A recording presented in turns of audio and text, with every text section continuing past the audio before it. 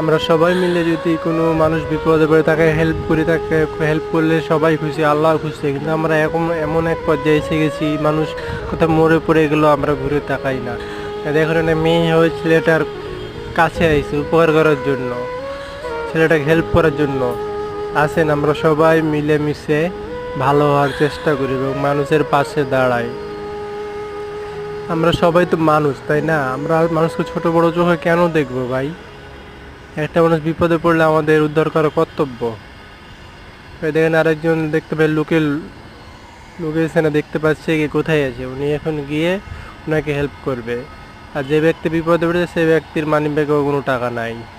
সে এমন এক ব্যক্তি যার মানিব্যাগে টাকা নেই, তারপরেও তাকে মেডিকেল নিয়ে যাওয়ার চেষ্টা করবে। তো এই ছিল আজকের ভিডিও। সবাই ভালো থাকবেন। আল্লাহ হাফেজ।